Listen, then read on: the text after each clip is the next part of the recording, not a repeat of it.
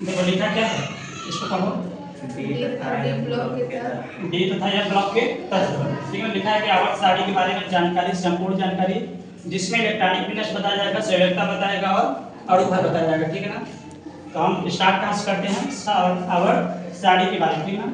तो जो आवर्त सारणी है, ठीक है ना, पीरियोडिक टेबल जिसको क्या बोलते हैं, पीरियोडिक टेबल। ठीक है ना, पीरियोडिक टेबल बोलते हैं इंग्लिश में।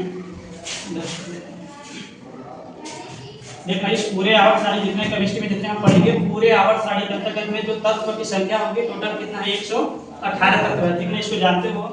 यहाँ पे लिख लेते हैं कि जो टोटल एलिमेंट होगा, टोटल एलिमेंट वो कितना है, 118 है। ठीक है ना। और 118 तत्वों को अलग अलग ब्लॉक में रख दिया गया है। अब अलग अलग ब्लॉक में इसलिए रखा गया है ताकि हम अच्छे तरह के व्यवस्थित हो, ठीक ना, क्रम हो तत्वों को, ताकि हम 118 प्रकार के तत्वों का क्या कर सकें, अध्ययन कर सकें। ठीक। अब इसमें देखना जितना 118 तत्व है, इसमें से टोटल जो ब्लॉक की संख्या होती है, टोटल जो ब्लॉक है, ठीक ना, जिस ब्लॉक को हिंदी में क्या बोलते हैं, समुदाय बोलते हैं। ठीक। तो 4 ब्लॉक में रखा गया है, जिसमें होता है पहला है एस ब्लॉक हो गया, दूसरा पी ब्लॉक हो गया, तीसरा टी ब्लॉक, एक फोर्थ कौन सा हो गया, एफ ब्लॉक। ठीक ना। इसमें टोटल पीरियोडिक टेबल में कितने ब्लॉक होते हैं, 4 ब्लॉक होते हैं, जिसमें एस है, पी है, डी है एंड एफ है। अब हम जानेंगे कि एस ब्लॉक में कितने तत्व होते हैं, पी में कितने होते हैं, डी में और एफ में। तो जो यस ब्लॉक में टोटल जो तत्व होते हैं, यस ब्लॉक में, यस ब्लॉक को भी कितने भागों में बांटा गया है, 2 भागों में बांटा गया है। पहला है क्षारीय धातु, दूसरा है मृदा क्षारीय धातु। ठीक है ना, समझना है। यस ब्लॉक को 2 भागों में बांटा गया है, जैसे हो गया क्षारीय धातु और दूसरा मृदा क्षारीय धातु। ठीक है ना। यस ब्लॉक में जो टोटल जो तत्वों की संख्या है कितना है, इसमें 13 है। कितना है, 13 हो गया। ठीक। और इसी प्रकार से अगर हम पी ब्लॉक में अगर काउंट करेंगे तो इसमें 35 तत्व होते हैं। कितने तत्व होते हैं, 35। फिर डी ब्लॉक में अगर हम काउंट करेंगे कितने तत्व हैं, तो इसमें 40 तत्व हैं। ठीक है ना। और एफ ब्लॉक में कितना है, तो इसमें 28 तत्व होते हैं। ठीक। कितना आ गया क्लियर, ये जान गए ना। टोटल तत्व कितना होते हैं, 118। ठीक। अब इसको अगर हम टोटल काउंट करते हैं तो आ जाता है कि नहीं, कितना हो गया, 8 5 13, 13 में 3 किया कितना हो गया, 16 आ रहे हैं। इसी प्रकार से इसमें हम भी एक और कर देंगे, कितना हो जाएगा, 14। कितना हो जाएगा, 14। जैसे कि हाइड्रोजन के बाद क्या आता है, हीलियम आता है। ठीक ना। हीलियम को जब हम इलेक्ट्रॉनिक विन्यास जब करेंगे हीलियम का, क्या आ जाता है, 1s2। जैसे 1s2 आता है, इसका मतलब हुआ कि अंतिम इलेक्ट्रॉन हमारा किसमें भर रहा है, यस कक्षक में भर रहा है। जब यस कक्षक में भरेगा, इससे हमें पता चला कि जो हीलियम है, हीलियम को किसमें गिना गया है, यस ब्लॉक में गिना गया। ठीक ना। कहते हैं कि इलेक्ट्रॉनिक विन्यास करते समय अंतिम कक्षक जिस ऑर्बिटल में भरेगा उसी ब्लॉक का क्या होगा, तत्व होगा। इसीलिए इसमें कितना हो गया, इसमें 14 कर देते, कितना हुआ, 5 4 कितना हुआ, 9। 3 9 18, ये कितना हो गया, अभी तक 17 हो रहा है ना। इसमें हम मान लेते हैं कितने तत्व टोटल हो गए, 36। अभी टोटल हो गया कितना हुआ, 118। ठीक है ना। इस प्रकार से टोटल कितना हो गया, जानेंगे एस ब्लॉक में कितने तत्व होते हैं, पी में, डी में और एफ में। अभी अभी हम पढ़े थे कि एस ब्लॉक के तत्वों को कितने भागों में बांटा गया है, एस ब्लॉक के तत्वों को 2 भागों में बांटा गया है। पहला होता है क्षारीय धातु, दूसरा होता है मृदा क्षारीय धातु। ठीक है ना। इसी प्रकार से सेम क्या होगा कि जो यस ब्लॉक को जिस प्रकार से बांटा गया है, उसी प्रकार से एफ ब्लॉक के तत्वों को भी कितने भागों में बांटा गया है, 2 भागों में। ठीक है ना। जिसमें परमाणु क्रमांक यहाँ पे होगा, परमाणु क्रमांक 58 से लेकर के 71 के बीच में वाले जितने बीच के जो 14 तत्व होंगे। ठीक है ना। जैसे एफ ब्लॉक में कितने तत्व हैं, 28 है, 28 में आधा करेंगे कितना होगा, 14। तो 14 तत्वों का क्या हो गया, अलग अलग आवर्त में बांट दिया गया। ठीक। इसमें परमाणु क्रमांक 58 से लेकर के 71 के बीच में जितने तत्व हैं उनको क्या बोलते हैं, उनको बोलते हैं लेंथेनाइड। क्या बोलते हैं, लेंथेनाइड। ठीक, लेंथेनाइड एलिमेंट्स। एंड दूसरा जो यह ब्लॉक में दूसरा है कि इसमें दिया है कि 3 के जो बीच का जो एलिमेंट होगा परमाणु क्रमांक के बीच में, उसको बोल देते हैं, कितना बोलते हैं, एक्टिनाइड्स। कितना बोलते हैं, एक्टिनाइड्स। ठीक ना, जान गए। जैसे यह ब्लॉक को 2 भागों में बांटा गया, पहला हो गया लेंथेनाइड और दूसरा अगला क्या हो गया, एक्टिनाइड। तो लेंथेनाइड तत्व कितने परमाणु क्रमांक में 58 से लेकर के 71 के बीच वाले को बोलेंगे। ठीक। और दूसरा परमाणु क्रमांक 90 से लेकर के 103 वाले तत्व को क्या बोलेंगे, एक्टिनाइड तत्व। ठीक ना। इतना आ गया, क्लियर हुआ ना। इसके बाद अब जानना है कि पूरे पीरियोडिक टेबल के अंतर्गत में जो हमारा जैसे 118 तत्व है, 118 तत्व में जो हमारा यहाँ पे 89 से लेकर के 92 तत्व के बीच में जो तत्व होते हैं वो प्रकृति के तत्व होते हैं, यानी कि हम कह सकते हैं कैसा है, नेचुरल तत्व होते हैं। ठीक है ना। और बाकी जितने 118 में घट रहा होगा वो ऐसे तत्व हैं जो ह्यूमन बींग्स है, मतलब मानव साइंटिस्टों के द्वारा क्या किया गया है, रिसर्च किया गया है। ठीक है ना। तो जान गए 89 से लेकर के 92 के बीच में कुछ ऐसे तत्व होते हैं जो कैसे नेचुरल जो प्राकृतिक तत्व हैं, बाकी के जितने तत्व बच रहे हैं वो क्या है, ह्यूमन बीइंग से यानी कि मानव साइंटिस्ट के द्वारा रिसर्च किया गया, ठीक है ना। जैसे हम पढ़ते हैं कि नाइट्रोजन का आविष्कार किया, ऑक्सीजन का आविष्कार किया, तो ऐसे दो चार शब्द बाद से अगर पीरियोडिक टेबल हम पढ़ते हैं तो उसमें एक आध दो तत्व और ऐड हो जाएगा, ठीक है ना। तो ह्यूमन बीइंग के द्वारा हो रहा है, मतलब मानव निर्मित तत्व है, ठीक। अब इसमें से देखना, जैसे 118 तत्व में अगर टोटल हम गिनेंगे कि कितना हमारा धातु कितना है, तो इसमें 90 होता है, 90 धातु है, ठीक है ना।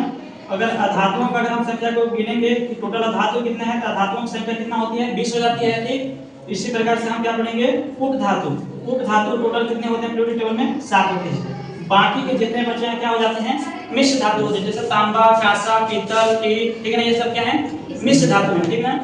पता चला ना कि धातुओं की संख्या कितना है, 90, यानी हम कह सकते हैं 90 से 92 के बीच में धातु होते हैं, ठीक। इसी प्रकार से धातुओं कितना होता है, 20 होते हैं, 18 से लेकर 20 इसकी होती है। उप धातुओं की संख्या कितना होता है, 7 होता है, ठीक। कितना पता चला, टोटल ब्लॉक में पता चलेगा कितने कितने तत्व होते हैं और क्या पता चला, धातु, ठीक। अब हम क्या करेंगे कि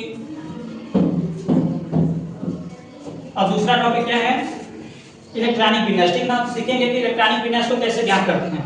इलेक्ट्रॉनिक विन्यास ज्ञात करने के लिए जो अफवाओं का सिद्धांत है, अफवाओं का सिद्धांत जो 11वीं पढ़े थे उसी के अकॉर्डिंग करना है, ठीक है ना। उसमें बताया गया था कि यस में देखना, सबसे पहले इसका फार्मूला बना लेते हैं, ठीक। कितना हो गया, 1 2 3 4 5 6 7 8, ठीक है ना। इस प्रकार से हुआ। फिर एक को छोड़ करके दूसरा यहाँ लिखेंगे, 2 3 4 5 6, फिर हो जाएगा 4 और 5, ठीक है। तो टोटल ब्लॉक कितने होते हैं, अभी भी पढ़े थे, यस, पी और डी और एल, 4 ब्लॉक, ठीक है। अब इसमें हम ऐसे रखेंगे, ठीक है ना। यस हो गया, सब में क्या रखेंगे, फर्स्ट वाले में यस और दूसरे में पी, तीसरे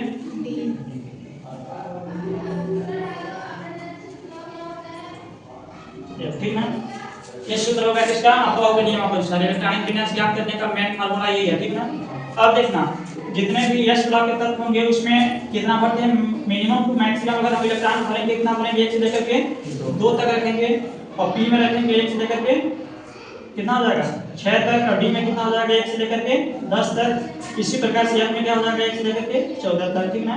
इतने भरेंगे, लेकिन हम कहेंगे कि 3D कक्षक भरने से पहले 4S कक्षक को पूर्ण होना चाहिए, ठीक ना। 5S कक्षक से पूर्ण होना चाहिए, 4D कक्षक पूर्ण होना चाहिए। मतलब अगर हम इलेक्ट्रॉनिक विन्यास ज्ञात करेंगे तो लास्ट में जितना घटेगा उसके हिसाब से हम इसको को घटा बढ़ा सकते हैं, ठीक ना।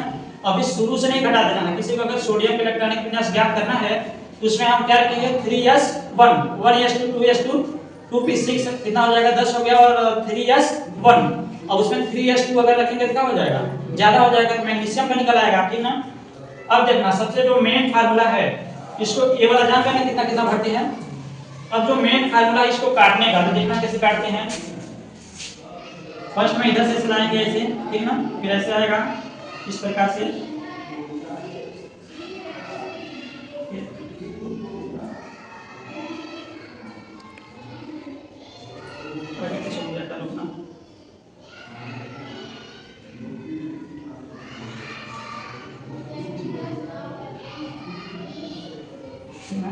पहले 1S को काटेंगे, फिर 2S हो जाएगा, ठीक ना, फिर ऐसे आएगा, फिर चला जाएगा 2P 3S है, फिर आ जाएगा 3P, फिर आ जाएगा 4S, ठीक ना, इसके बाद आएगा 3D 4P 5S, फिर चला जाएगा इधर ऐसे, आ जाएगा 4D ऐसे, इसके बाद से फिर चला जाएगा इधर, फिर आ जाएगा 4S 4P, इस प्रकार से फिर ऐसे चला जाएगा 5S और 3S 3P 4S, ठीक ना।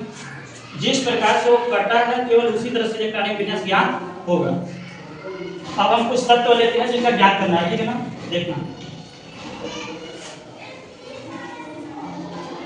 इधर से ले लेते हैं यश ब्लॉक, ठीक ना। देखना, यश ब्लॉक के जो तत्व होगा, जैसे होता है यश ब्लॉक में कौन सा आते हैं, यश आ जाते हैं, Ni आ जाता है और Na आ जाता है, ठीक ना। पोटेशियम आ जाता है। ये किस ब्लॉक के तत्व हैं, यश ब्लॉक के तत्व हैं। हम एक को क्या करना है, यश ब्लॉक तत्वों को लेकर के ज्ञात करना है, ठीक है ना।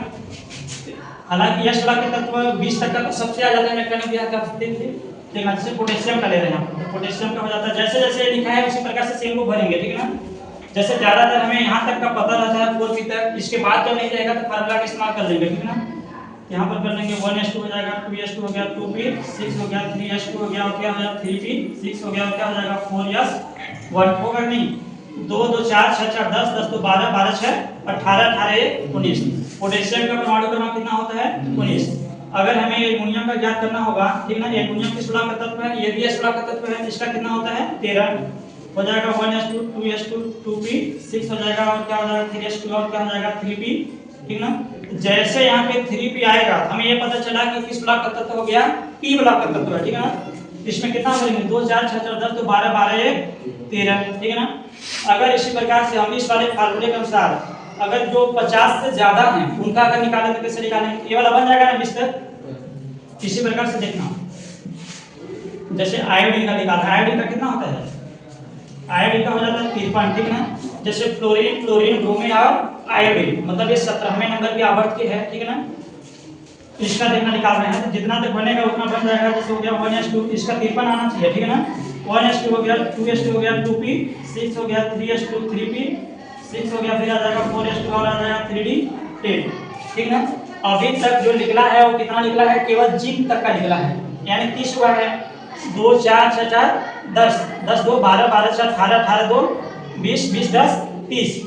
अब देखना कि 3d के बाद से क्या आया है, 4p आया है, यहाँ पर आ गया 4p में कितना भरेंगे 6 भर देंगे। इसके बाद क्या आ जाएगा 5 यस 5s, ठीक ना। 5s में कितना हो जाएगा 2 होगा। फिर हमें ध्यान देना है कि कहाँ गया है 4d कक्षक में गया, ठीक ना। यहाँ पे आ जाएगा 4d 10, इसके बाद 4d के बाद कितना आया है 5p, ठीक है ना। अब इसमें हम गिन लेंगे कितना हुआ, यहाँ तक कितना हुआ था 30 हुआ था, 30 के बाद कितना हो जाएगा 36 37 38 10 48, ठीक है। और 48 में अगर हम कितना भरेंगे इसमें, जैसे 48 हो गया 2 हो गया, ठीक है, इसमें 5 भरेंगे कितना 48 5 कितना हो जाएगा 53, इस प्रकार से निकल गया है।